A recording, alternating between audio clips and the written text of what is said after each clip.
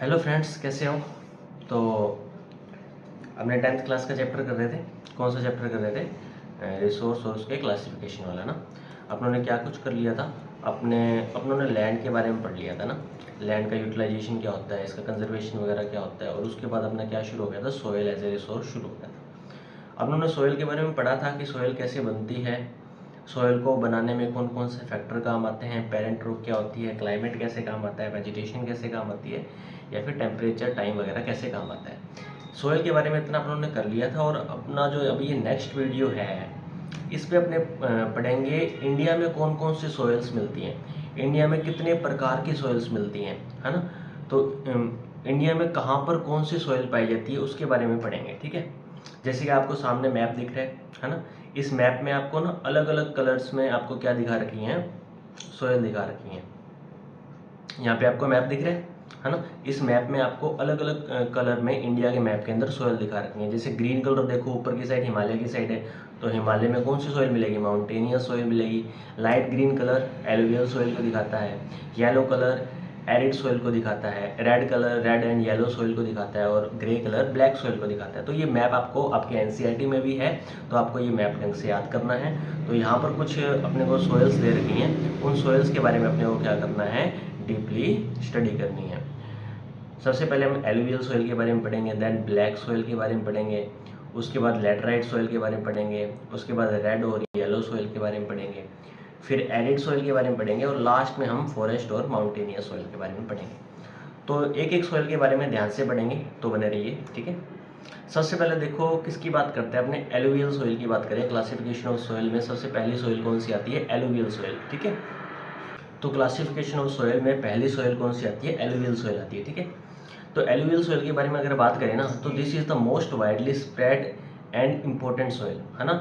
India में सबसे ज़्यादा फैली हुई, सबसे ज़्यादा जो एरिया कवर करती है, मोस्ट वाइडली स्प्रेड जो है, वो कौन सी सोयल है, वो एलुवियल सोयल है। वो कौन सी सोयल है, एलुवियल सोयल है। और ये इंडिया में सबसे इंपॉर्टेंट सोयल है, क्योंकि इंडिया की जो आधी से ज़्यादा जनसंख्या है ना, जो आधी से ज़्यादा पॉपुलेशन है, वो इसी सोयल के ऊपर रहती है। इंडिया की आधी से ज़्यादा खेती जो होती है वो इसी सोयल के ऊपर होती है। कौन सी सोयल के ऊपर, एलुवियल सोयल के ऊपर, क्योंकि ये बहुत ही ज़्यादा फर्टाइल सोयल होती है। In fact the entire northern plains are made up of alluvial soil. हम नदर्न प्लेन्स के बारे में पढ़ते हैं ना, तो लगभग लगभग पूरा का पूरा जो नदर्न प्लेन है ना, वो किस मिट्टी से बना हुआ है, वो एलुवियल मिट्टी से बना हुआ है। किस सोयल से बना हुआ है, एलुवियल सोयल से बना हुआ है। This have been deposited by 3 important Himalayan river system. First one is Indus, second one is Ganga, and third one is Brahmaputra. तो जो एलुवियल सोयल है, वो 3 जो मेजर हमारे रिवर सिस्टम है ना, उसकी डिपोजिशन से बनी है। 3 मेजर रिवर सिस्टम कौन से हैं, Indus river system, Ganga river system, Brahmaputra river system. आपने जब नदर्न प्लेन्स पढ़े थे, तो नदर्न प्लेन्स में आपने पढ़ा था कि हमारे जो नदर्न प्लेन है ना, वो 3 रिवर से मिलकर बना हुआ है। 3 जो मेजर रिवर हैं, उसके ट्रिब्यूटरी एंड डिस्ट्रीब्यूटरीज जो हैं, उनसे मिलकर हमारा नदर्न प्लेन्स बना हुआ है। तो ये जो नदियां हैं ना, इंडस, गंगा एंड ब्रह्मपुत्र, ये जब पहाड़ों से मैदानों में प्रवेश करती हैं, तो वहाँ से गाद मिट्टी वगैरह जितना भी लेके आती हैं, वो मैदानों में जमा कर देती है। और वहाँ पर जो मिट्टी बनती है, वो कौन सी सोयल होती है, वो एलुवियल सोयल होती है। तो एलुवियल सोयल मेजर 3 रिवर के डिपोजिशन से बनी है। कौन कौन से 3 मेजर रिवर्स हैं, सबसे पहले इंडस है, फिर गंगा है, और फिर कौन सी रिवर है, फिर ब्रह्मपुत्र रिवर है, ठीक है। This soil also extend in Rajasthan, Gujarat through a narrow corridor. और ये नदर्न प्लेन्स में तो है, लेकिन एक नैरो कॉरिडोर यानी पतली पट्टी के हिसाब से ना, ये राजस्थान में भी देखने को मिल जाती है और गुजरात में भी देखने को मिल जाती है। मतलब नदर्न प्लेन्स में तो है, लेकिन एक पतली स्ट्रिप से ये राजस्थान से जाते हुए गुजरात तक ये मिट्टी फैली हुई है। इसको आप मैप में देखना, ये मैप देखो, ये ग्रीन कलर का मैप आपको दिखा रखा है। इस ग्रीन कलर के मैप में ध्यान से देखो, ये पूरे नदर्न प्लेन्स में तो ये फैली हुई है, लेकिन एक पतली स्ट्रिप्स यानी एक पतली पट्टी से राजस्थान से गुजर के ये गुजरात में भी फैली हुई है, ठीक है। तो ये सारी की सारी जो आपको लाइट ग्रीन कलर में आपको मिट्टी दिखा रखी है, ये कौन सी मिट्टी है, ये एलुवियल सोयल है, ठीक है। तो गुजरात, राजस्थान, यहाँ पर भी ये मिट्टी पाई जाती है। Alluvial soil is also found in the eastern coastal planes. और कहाँ कहाँ मिलती है, ये हमारे जो ईस्टर्न कोस्टल प्लेन्स है, कोस्टल प्लेन्स अपनों ने अभी करने हैं, तो ईस्टर्न कोस्टल प्लेन्स में भी ये मिट्टी जो है पाई जाती है, ठीक है। Particularly in the deltas of Mahanadi, जो महानदी के डेल्टा है, महानदी रिवर है, उसका जो डेल्टा है वहाँ पर मिलती है। गोदावरी रिवर के डेल्टा में मिलती है, कृष्णा रिवर के डेल्टा में मिलती है और कावेरी रिवर के डेल्टा में मिलती है। तो जो हमारी नदर्न प्लेन्स में जो इंपॉर्टेंट रिवर्स है इंडस, गंगा, ब्रह्मपुत्रा, वो तो एलुवियल सोइल वहाँ लाती हैं, लेकिन महानदी, गोदावरी, कृष्णा और कावेरी के डेल्टास पर भी कौन सी मिट्टी पाई जाती है? एलुवियल सोइल पाई जाती है। ठीक है, तो ये तो हमने देखा कि एलुवियल सोइल कहाँ मिलती है, इंपॉर्टेंट सोइल है, कैसे कैसे कौन कौन सी रिवर इसको लाती है। The alluvial soil consist A various proportion of sand, silt and clay. जो एलुवियल सोइल है ना, उसमें अलग अलग प्रकार की मिट्टियाँ मिलती हैं, उसमें सैंड भी मिलती है, उसमें सिल्ट भी मिलती है, उसमें क्ले भी मिलती है। अब क्या डिफरेंस है सैंड, सिल्ट और क्ले में? सैंड जो मिट्टी होती है ना, जो सैंड होती है उसके पार्टिकल्स मोटे होते हैं, है ना। सिल्ट के जो पार्टिकल्स हैं वो सैंड से पतले होते हैं, और क्ले के जो पार्टिकल्स हैं वो सिल्ट से भी पतले होते हैं। तो सैंड, सिल्ट और क्ले तीनों मिट्टियाँ ही हैं। फर्क क्या है इनके टेक्सचर का, इनके जो पार्टिकल्स हैं उनके साइज का। सैंड जो मिट्टी होती है उसके पार्टिकल का साइज बड़ा होता है, सिल्ट के पार्टिकल का साइज मीडियम होता है, और क्ले के पार्टिकल्स का साइज और भी क्या होता है? छोटा होता है। तो सैंड, सिल्ट और क्ले तीनों प्रकार की जो मिट्टियाँ हैं वो कौन सी सॉइल्स में पाई जाती हैं? वो एलुवियल सॉइल में कहीं ना कहीं पाई जाती हैं। As we move inlands towards the river valleys, अगर हम रिवर वैलीज की बात करें ना, तो रिवर वैलीज जो नदी घाटियां हैं, उन नदी घाटियों के अंदर जाने पर हमें ये सॉइल मिलती है। Spill particles appear somewhat bigger in size, यानी कहने का मतलब ये हो गया कि जो रिवर वैलीज है, जो नदियों से बनाई गई घाटियां हैं ना, उन नदियों से बनाई हुई घाटियों के अगर हम अंदर की साइड जाएंगे तो इस जो सॉइल है, ये जो एलुवियल सॉइल है, इसके पार्टिकल्स का साइज है वो धीरे धीरे बड़ा हो जाता है ना। क्योंकि पार्टिकल का साइज कम कब होगा? आप एक चीज को ध्यान से समझना, ठीक है। रिवर जब माउंटेन से प्लेन्स की साइड जाती है, यानी माउंटेन से उतर के रिवर प्लेन्स की साइड जा रही है, तो माउंटेन से जब प्लेन की साइड जा रही है तो रिवर की स्पीड ज़्यादा होगी ना, क्योंकि रिवर एक हाइट से लो हाइट की तरफ जा रही है और उस पर क्या लग रहा है? उस पर ग्रेविटेशन लग रहा है। तो हाई हाइट से लो हाइट की तरफ रिवर की स्पीड ज़्यादा होगी। लेकिन जैसे ही रिवर मैदानों में प्रवेश कर जाएगी, मैदानों में आ जाएगी, तो रिवर की स्पीड क्या हो जाएगी? धीरे हो जाएगी, क्योंकि अब हाइट कम रहेगी, अब ग्रेविटेशन नहीं लग रहा। तो जब रिवर की स्पीड स्लो हो रही थी तो सबसे पहले वो कौन से पार्टिकल्स जमा करेगी? बड़े पार्टिकल्स, देन छोटे पार्टिकल्स, देन उससे छोटे पार्टिकल्स, है ना। क्योंकि जब रिवर में फोर्स ज़्यादा है तो वो बड़े पार्टिकल्स को लेके जा रही है, लेकिन जैसे जैसे रिवर की स्पीड धीरे हो रही है वो बड़े पार्टिकल्स छोड़ती जा रही है। फिर और धीरे हो रही है तो मीडियम पार्टिकल छोड़ दिए, और धीरे हो रही है तो पतले पार्टिकल भी अब नहीं लेके जा सकते, उसका फोर्स बिल्कुल कम हो गया। तो इस तरीके से जब रिवर वैली है तो रिवर वैली जहाँ से रिवर शुरू होती है वहाँ पर चले जाएंगे तो वहाँ पर बड़े बड़े पत्थर देखने को मिलेंगे। फिर आगे जाएंगे तो मीडियम साइज के, और आगे जाएंगे तो और छोटे साइज के। इसी तरीके से ये कहना चाहता है कि रिवर वैलीज के अंदर की साइड अगर जाते हो तो इस मिट्टी के कणों का आकार बढ़ता जाता है, लेकिन जैसे जैसे आप रिवर वैली के दूर की साइड चलते जाओगे तो इस मिट्टी के कणों का आकार और छोटा होता जाएगा। फिर धीरे धीरे डेल्टा साइड में ये बिल्कुल ही पतली पतली कणों वाली मिट्टी मिलती है। In the upper reaches of the river valleys such that near the place of the break of slope the soil are coarse, such soils are more common in the piedmont plains such as Duars, chos and Terais, है ना। यहाँ पर आपको तीन प्रकार के ना landforms दे रखी है, एक बोल रहा है द्वार, एक बोलता है छोस, एक बोलता है तराई, है ना। ये तीनों प्रकार के लैंडफॉर्म्स हैं, इसके बारे में अपने आगे पढ़ेंगे। लेकिन एक बार आप याद रखना, ये तीनों प्रकार की जो लैंडफॉर्म्स हैं ये क्या होती हैं? ये माउंटेन्स के पीडोमेंट में पाए जाते हैं। पीडोमेंट किसे कहते हैं? माउंटेन के फुट हिल्स को बोलते हैं। फुट हिल्स यानी जहाँ पर माउंटेन्स खत्म होते हैं और क्या शुरू होते हैं? मैदान शुरू होते हैं। तो यहाँ पर ये जो मिट्टी है एलुवियल सोइल जो है, इसके कणों का आकार, इनके कणों का जो टेक्सचर्स है वो थोड़ा बड़ा मिलता है। और इन्हीं पीडोमेंट में जो स्थलाकृतियाँ पाई जाती हैं, जो लैंडफॉर्म्स पाई जाती हैं, उनमें द्वार भी होते हैं जो एक प्रकार की घाटियाँ हैं, छोस भी होते हैं, और तराई के बारे में मैंने आपको बताया ही था। ठीक है, अगर अपने आगे देखें, ठीक है, आगे और पढ़ें अपने इसके बारे में, एलुवियल सोइल के बारे में, तो इधर थोड़ा सा ध्यान दीजिए।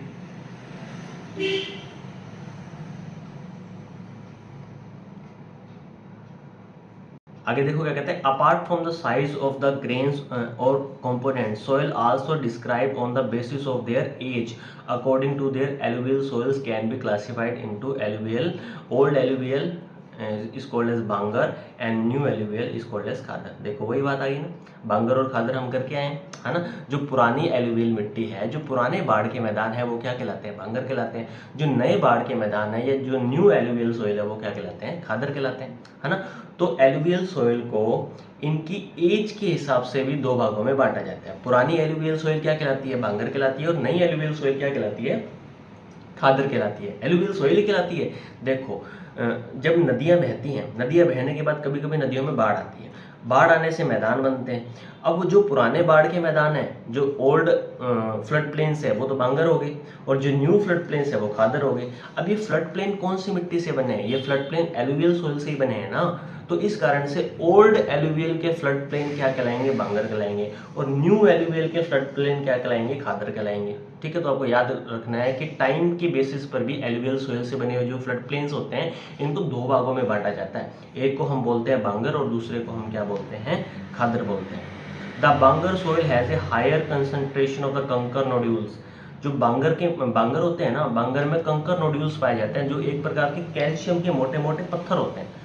कैल्शियम के मोटे मोटे पत्थर, जो कैल्सेरियस पत्थर होते हैं ना, उसे ही हम क्या बोलते हैं, कंकड़ बोलते हैं। तो ये कंकड़ वगैरह कहाँ पाए जाते हैं, बांगर में ज़्यादा पाए जाते हैं, खादर में नहीं पाए जाते, बांगर में ज़्यादा पाए जाते हैं। ठीक है, it has more fine particles and is more fertile than bangar, है ना। लेकिन खादर की क्या क्वालिटी होती है, खादर जो होते हैं ना वो मोर फर्टाइल होते हैं बांगर से, है ना। देखो अगर ओवरऑल देखा जाए तो एलुवियल सोइल पूरी की पूरी फर्टाइल है, लेकिन अगर बांगर और खादर में कंपैरिजन किया जाए तो खादर ज़्यादा फर्टाइल होते हैं, जो न्यू फ्लड प्लेन होते हैं, और बांगर उससे अपेक्षाकृत कम फर्टाइल होते हैं, जो पुराने फ्लड प्लेन है। बांगर की खासियत यह है कि उसमें कुछ नोड्यूल्स पाए जाते हैं, कुछ पत्थर पाए जाते हैं, जिसे हमने क्या बोलते हैं, कंकर बोलते हैं। ठीक है, alluvial soil as a whole very fertile. लेकिन पूरे एलुवियल सोइल की बात करें तो वो पूरी की पूरी क्या होती है, वेरी फर्टाइल होती है, बहुत ज़्यादा उपजाऊ होती है। Mostly this soil contain the adequate proportion of potash. इस जो एलुवियल सोइल है उसमें जो है पोटाश पाया जाता है, फॉस्फोरिक एसिड पाया जाता है, and time which are ideal for the growth of the sugarcane, paddy, wheat and other coral and pulses, है ना। तो अगर इसमें देखा जाए तो जो अपने एलुवियल सोइल है वो बहुत ज़्यादा फर्टाइल सोइल है। इसमें कौन कौन से मिनरल्स पाए जाते हैं, इसमें पोटास और फास्फोरिक एसिड अच्छी खासी मात्रा में पाया जाता है। क्योंकि बहुत ज़्यादा टाइम से बनी हुई है तो ये टाइम इस सोइल की जो ग्रोथ है ना वो भी काफ़ी एनरिच होती है। ठीक है, और इसमें इंपॉर्टेंट फसलें कौन कौन सी होती हैं, तो इसमें शुगर केन यानी गन्ने की फसल होती है, paddy, wheat, Kerala and pulses, ये सारी की सारी फसलें जो होती हैं कौन सी मिट्टी में होती हैं, एलुवियल मिट्टी में होती हैं। मतलब ये फसलें बहुत ज़्यादा यहाँ पे उगाई जा सकती हैं, और भी फसलें होती हैं, लेकिन इन फसलों की खेती अच्छी खासी तरीके से हो सकती है क्योंकि इसके जैसी यहाँ पर कंडीशंस मिल जाती हैं। Due to its high fertility regions of the alluvial soil are intensively cultivated. क्योंकि ये सोइल बहुत ज़्यादा फर्टाइल है ना, बहुत ज़्यादा फर्टाइल होने के कारण यहाँ पर जनसंख्या बहुत ज़्यादा रहती है, ये बहुत ज़्यादा डेंसली पॉपुलेटेड एरिया है। और डेंसली पॉपुलेटेड एरिया क्यों, क्योंकि वहाँ पर खेती ज़्यादा होती है। तो क्योंकि एलुवियल सोइल बहुत ज़्यादा फर्टाइल है, इस कारण से यहाँ पर कल्टीवेशन बहुत ज़्यादा होता है, खेती बहुत ज़्यादा होती है, और ये डेंसली पॉपुलेटेड एरिया है। Soil in the drier areas are more alkaline and can productive after proper treatment and irrigation. कुछ कुछ ऐसे एरिया है जहाँ पर बारिश नहीं हो पाती, या जहाँ पर बारिश होती है या फिर पानी अवेलेबल नहीं होता। ठीक है, बारिश नहीं होती, तो जो ड्राई एरिया होता है जहाँ पर पानी की कमी होती है, वहाँ पर ये मिट्टी कैसी हो जाती है, एल्कलाइन हो जाती है, यानी इसका पीएच लेवल जो होता है वो इधर उधर यानी गड़बड़ा जाता है। गड़बड़ाने के कारण क्या होता है, इसको हम अगर प्रॉपर ट्रीटमेंट दें, इसका प्रॉपर इरिगेशन करें, तो ये मिट्टी दोबारा से फर्टाइल हो सकती है। ठीक है, तो कुछ कुछ ड्राई एरिया में इसको एक ट्रीटमेंट की जरूरत होती है, बाकी ये फर्टाइल वापस से हो जाती है। तो ये थी एलुवियल सोइल। उसके बाद जो अगली सोइल है वो कौन सी सोइल है, वो है अपनी ब्लैक सोइल। तो ब्लैक सोइल के बारे में थोड़ा सा देख लेते हैं कि ब्लैक सोइल क्या है, कैसे है। ठीक है, एलुवियल सोइल आई होप कि आपको अच्छे से समझ में आया होगा। अगर अपने ब्लैक सोइल की बात करें तो this soil are black in colour and also known as regur soil. तो याद रखना कि ब्लैक सोइल को ब्लैक सोइल क्यों कहते हैं, इसका कलर कौन सा होता है, ब्लैक होता है ना। और ब्लैक सोइल को एक नाम से और जाना जाता है जिसे अपने क्या बोलते हैं, रेगर सोइल बोलते हैं, जिसे अपने क्या बोलते हैं, रेगर सोइल बोलते हैं। ठीक है, black soil is ideal for growing cotton, है ना। जो ब्लैक सोइल में सबसे ज़्यादा किस फसल की खेती होती है, कॉटन की खेती होती है, यानी कपास यानी नरमे की खेती होती है। Is also known as the black cotton soil, इस कारण से इसे कौन क्या बोला जाता है, ब्लैक कॉटन सोइल बोला जाता है। तो सबसे पहले आपको याद रखना है, ब्लैक सोइल को ब्लैक सोइल इसलिए बोलते हैं क्योंकि ये ब्लैक कलर की होती है। इसे एक नाम से और जाना जाता है रेगर सोइल, है ना। तो ब्लैक सोइल का नाम ना देकर रेगर सोइल भी पूछेगा तो आपको पता होना चाहिए।